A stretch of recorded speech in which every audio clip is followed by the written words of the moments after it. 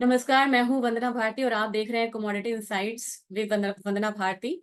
और आज बात करेंगे ऐसी कमोडिटीज की जो कमोडिटी यहाँ पे काफी वोलेटाइल रहती है वेदर को लेके, लेकिन अभी बहुत ज्यादा मूव यहाँ पे नहीं आ रही है। और देखा जाए तो एक रेंज में ये कमोडिटी है, क्या यहाँ पे रेंज टूटेगा और क्या ये वेदर पे रिएक्ट करने वाली कमोडिटी जो है अगले आने वाले एक महीने में एक अपसाइड ट्रेंड देगी? क्योंकि अगर देखा जाए तो ओवरऑल यहाँ पे प्रोडक्शन कम है और एक्सपोर्ट यहाँ पे बढ़िया हुआ है, कैरी फॉरवर्ड ज्यादा था जिसकी वजह से एक अपसाइड मूव नहीं आ रहा था। तो कैरी फॉरवर्ड भी अब यहाँ पे धीरे धीरे डिप्लेट हो रहा है। तो अब तक आप समझ गए होंगे कि यहाँ पे मैं बात कर रही हूँ ग्वार काउंटर की। काफी वीडियोस में यहाँ पे काफी सारी क्वेरी आई थी कि एक बार ग्वार पे बात की जाए। और इसमें हमारे किसान भाई भी हैं, ट्रेडर्स भी हैं, स्पेकुलेटर्स भी हैं, फ्यूचर्स ट्रेडिंग में भी यहाँ पे जो लोग इन्वॉल्व हैं उन लोगों की भी यहाँ पे रिक्वेस्ट आई थी। तो एक छोटा सा यहाँ पे मैं अपडेट देना चाहूंगी। और मैं ये सोच के चलना चाह रही हूँ कि एक कुछ यहाँ पे व्यूअर्स होंगे जो यहाँ पे बिल्कुल न्यू होंगे इस कमोडिटी में ट्रेड करने के लिए। तो थोड़ा सा अरेंजमेंट में यहाँ पे मैं चलना चाहूंगी और एक छोटा सा प्रेजेंटेशन है उसके थ्रू यहाँ पे देखते हैं कि किस तरीके से एक यहाँ पे मूव जो है वो यहाँ पे आनी चाहिए। अगर थोड़ा सा मैं पीछे चलूं तो triggers and trading strategies of guar, ये बात आज यहाँ पे हम करेंगे।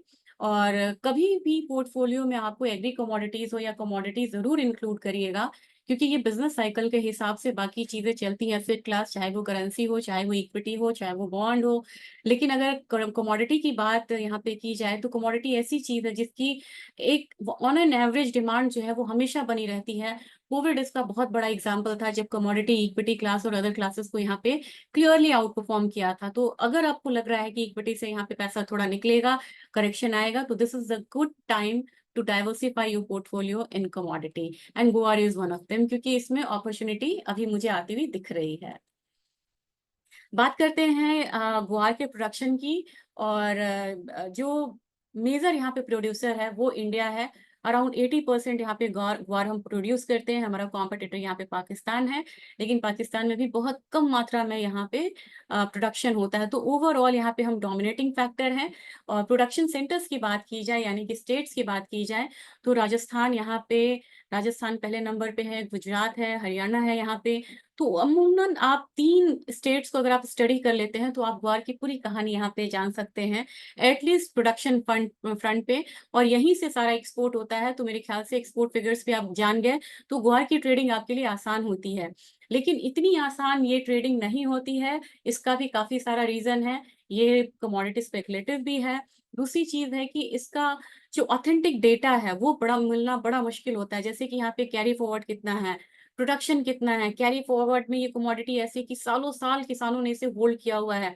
तो जो एक्चुअल नंबर्स होते हैं कि एक्चुअल में कितनी होल्डिंग यहाँ पे पड़ी हुई है, वो बाजार को पता नहीं होता है। लेकिन काफी सालों से, पिछले कुछ सालों से यहाँ पे जो कैरी फॉरवर्ड है वो लगातार यहाँ पे डिप्लेट हो रहा है। और इसकी वजह से मैं यहाँ पे थोड़ा सा परहेज रखना चाहूंगी कि ओवरऑल यहाँ पे कितना कैरी फॉरवर्ड है, जो हमारे रिसर्च को भी यहाँ पे प्रभावित करता है।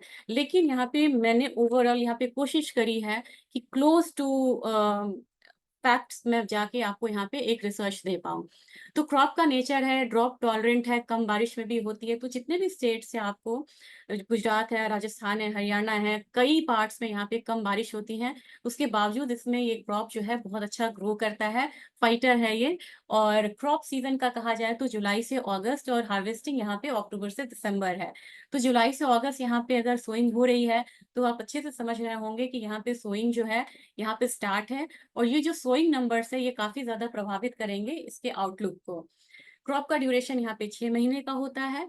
और बाई प्रोडक्ट्स मैंने इसलिए मेंशन करा है क्योंकि ग्वार गम, ग्वार मिल का एक्सपोर्ट, क्योंकि एक्सपोर्ट कमोडिटी है और इनके नंबर्स और इनके प्राइसेस कहाँ जा रहे हैं, इससे जो हमारा बेस प्रोडक्ट है ग्वार सीड, उसके प्राइसेस पे काफी ज्यादा इम्पैक्ट आता है। यूजेस कहा जाए तो यूजेस मैं आपको बताऊंगी, ये बहुत इंटरेस्टिंग है, थोड़ा डिटेल में जाना चाहूंगी। ये ऐसी कमोडिटी है सिंगल, जो कि फूड में भी काम आता है, फार्मास्यूटिकल में भी काम आता है, टेक्सटाइल में भी काम आता है, ऑयल ड्रिलिंग में काम आता है, इसके पेंट्स में भी यहाँ पे इमर्शन में काम किया जाता है, पेपर से लेके एक्सप्लोसिव से लेके कॉस्मेटिक्स भी ये बना रहा है। तो आप देख सकते हैं कि कितनी वंडर कमोडिटी है, जो खाना से लेके एक्सप्लोसिव तक में यहाँ पे यूजेस यहाँ पे हो रहा है। ओवरऑल बात की जाए अगर इंडस्ट्री की, हम लोग बोलते हैं ना इंडस्ट्री कितना ग्रो करेगा, टेक्सटाइल इंडस्ट्री कितना ग्रो करेगी, तो ग्वार की इंडस्ट्री कितना ग्रो करेगी। ये करीब करीब अगर आप ये एक रिसर्च हुआ था, स्काईटेक टेक्नोलॉजी ने करा था, तो उन्होंने कहा कि 2030 तक 7.8% के सीएजीआर से यहाँ पे ये जो ग्रोथ है वो होता रहेगा। फिर यहाँ पे जो कंट्रीज है वो काफी ज्यादा यहाँ पे इन्वॉल्व है। The increasing demand for processed and convenience food. अब इसमें जितना भी प्रोसेसिंग फूड में ग्वारगम यहाँ पे यूज होता है, और इंडिया, चाइना, जापान में इसका जो डिमांड है फूड इंडस्ट्री में वो काफी ज्यादा यहाँ पे बढ़ रहा है। फिर यहाँ पे है the demand for guar gum in the oil and gas industry is expected to increase in the coming years. तो ऑयल सेक्टर से भी इसका डिमांड जो है बढ़ रहा है। बीच में क्रूड ऑयल और ग्वार गम का जो कोरिलेशन था काफी स्ट्रांग हो गया था, जो इधर वीक हुआ है। और उसके बाद देखा जाए तो जो मेन फार्मास्यूटिकल प्रोडक्ट्स जो एशिया पैसिफिक रीजन है वहां पे भी इसका जो डिमांड है वो बहुत ज्यादा बढ़ रहा है। तो ये ऐसी कमोडिटी है जो आने वाले टाइम में बढ़ते हुए डिमांड के साथ अपना आउटलुक भी काफी स्ट्रांग देख रही है। जो पुराने लोग हैं वो ये चार्ट समझ गए होंगे, जो ग्वार में यहाँ पे डील करते हैं। 2005 में ये कमोडिटी आई थी एनसीडीएक्स पे, और काफी हाई वॉल्यूम के साथ यहाँ पे ट्रेड होता था। ये वो समय था जब 1500-1600 का भाव हम ग्वार सीड में आता हुआ देख रहे थे। और ये आपको काफी ज्यादा प्लीजेंट लगेगा देखने में कि प्राइसेस अब कितने ऊपर यहाँ पे आए हैं। और एक टाइम था जब 2008 से लेके 13-14 तक हम लोगों ने लगातार एक अपसाइड आता हुआ देखा था। और ये था इसकी वजह से क्योंकि यूएसए में ऑयल एंड गैस इंडस्ट्री का एक्सपेंशन हो रहा था, और हाइड्रोलिक फ्रैक्चरिंग में, ऑयल ड्रिलिंग में यहाँ पे ग्वारगम का काफी यूजेस था। वहां से क्या हुआ कि उन्होंने बहुत अत्यधिक मात्रा में कि प्राइसेस और बढ़ेंगे, उन्होंने बहुत ज्यादा एक्सपोर्ट कर लिया। उनके पास सप्लाई गलत हुआ और प्राइसेस यहाँ पे, और यहाँ इंडिया में फार्मर्स ने ज्यादा उगाना शुरू करा। तो डिमांड से ज्यादा सप्लाई होने की वजह से हम लोगों ने यहाँ पे ये एक फॉल आता हुआ देखा। गुआर supply glut in India and tumbling rig counts with weakness in crude oil prices। अगर याद करेंगे तो क्रूड ऑयल प्राइसेस यहाँ पे कम हुआ था। तो जैसे क्रूड ऑयल प्राइसेस कम होता है ना, प्रोडक्शन कम होता है, रिग को वो बंद करते हैं। और रिग को जब वो बंद करते हैं तो फिर यहाँ पे ग्वारगम का जो डिमांड है वो कम हो जाता है। तो इस तरीके से हम लोगों ने एक यहाँ पे इवेंट रिस्क आता हुआ देखा। यहाँ पे जब 20 में प्रोडक्शन कम हुआ था तो प्राइसेस ऊपर गए थे। फिर प्रोडक्शन ज्यादा हुआ तो यहाँ पे प्राइसेस जो है नीचे की तरफ है। तो क्या 24 में ये ट्रेंड कंटिन्यू रहेगा डाउन साइड का, या फिर एक अप साइड हम आता हुआ देख सकते हैं 24 में या 25 की शुरुआत में। ये ग्वारसीड का प्रोडक्शन है और मानसून का रेनफॉल है। तो आप देखेंगे कि जो कमोडिटी यहाँ पे इतनी प्रोडक्शन के साथ यहाँ पे 23-13-14 में थी, उसका प्रोडक्शन यहाँ पे लगातार कम हो रहा है। तो ये तो मानना होगा कि हमारे पास जो इतने हजार टन का प्रोडक्शन था वो अब बहुत कम रह गया है। तो डिमांड साइड जो है वहाँ पे काफी ज्यादा श्रिंक हो रहा है, और सप्लाई साइड श्रिंक हो रहा है, और डिमांड जो है वो लगभग यहाँ पे बनता हुआ दिख रहा है। चूंकि ये एक्सपोर्ट कमोडिटी है तो मैं यहाँ पे जानना चाहूंगी कि यहाँ पे एक्सपोर्ट कितनी हो रही है। अब ये जो फिगर्स देख रहे हैं आप, ये टर्कोइज ब्लू कलर में जो है, ये कलर जो है इस आसमानी, ये 22-23 का फिगर है, ये 23-24 का है। तो यहाँ पे अगर आप देखेंगे तो ये जो एक्सपोर्ट्स हैं ये यहाँ पे बढ़ रहे हैं, एक पॉजिटिव इंडिकेशन है। अगर ये बढ़ता रहा इस तरीके से तो मेरे ख्याल से यहाँ पे प्राइसेस जो है वो काफी यहाँ पे एक अपसाइड आता हुआ आने वाले समय में देख सकते हैं।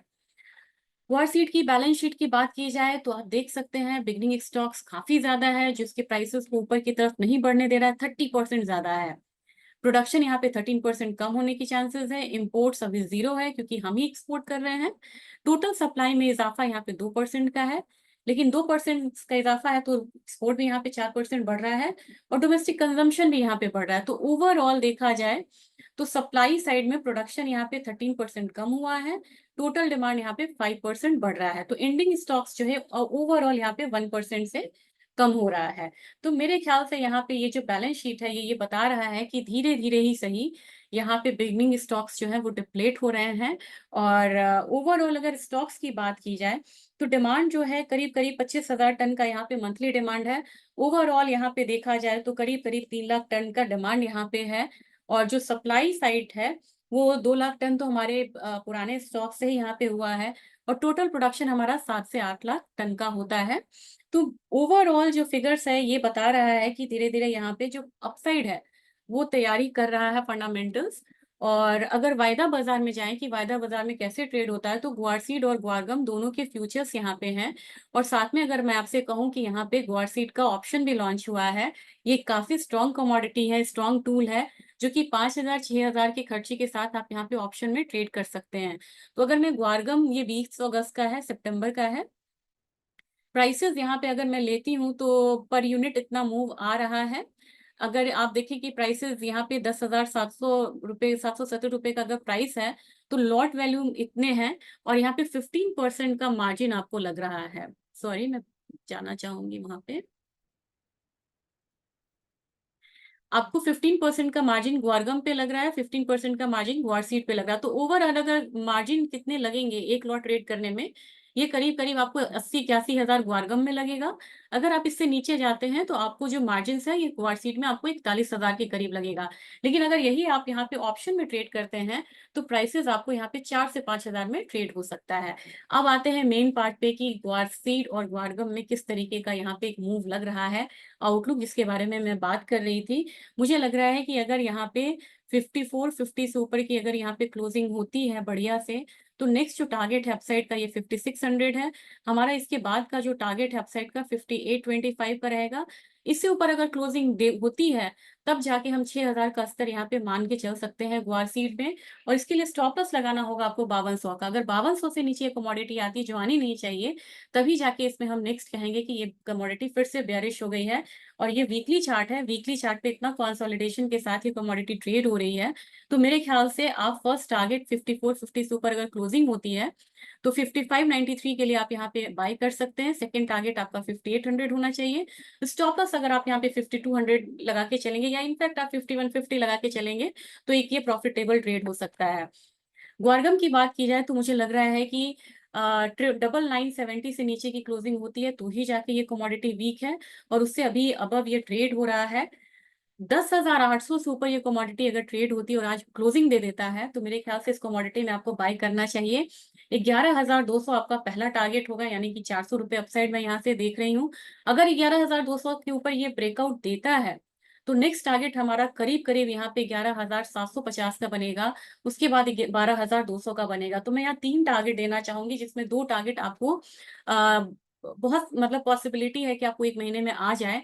पहला मेरा 11,200 है, दूसरा हमारा 11,750 है। जो थर्ड टारगेट है वो मैं फिर से अपडेट करूंगी, वो होना चाहिए करीब करीब 12,150 का। तो ये कमोडिटी अभी आपको बिल्कुल एक अपसाइड देने के कगार पे है। और आप अगर देखें, अगर मैं आपको इनफैक्ट मैं आपको दिखाना चाहूंगी, स्क्रीन पे ही आपको मैं दिखाना चाहूंगी। ये मेरे ख्याल से आपको विजिबल होगा। अगर मैं इसके चार्ट्स को लाइव आपको दिखाऊं तो ये ग्वारसीड का चार्ट यहाँ पे है। एक बार मैं इसे अ, ये देखिए, ये आपको डेली चार्ट बन रहा है और मैं आपको बोल रही हूँ 5450 से ऊपर बाय करने। जबकि इसने इससे ऊपर की क्लोजिंग अगर दी तो मेरे ख्याल से ये स्ट्रॉन्ग कमोडिटी हो सकती है। तो पहला टारगेट यहाँ पे आप इजीली यहाँ पे 5630 का रख सकते हैं।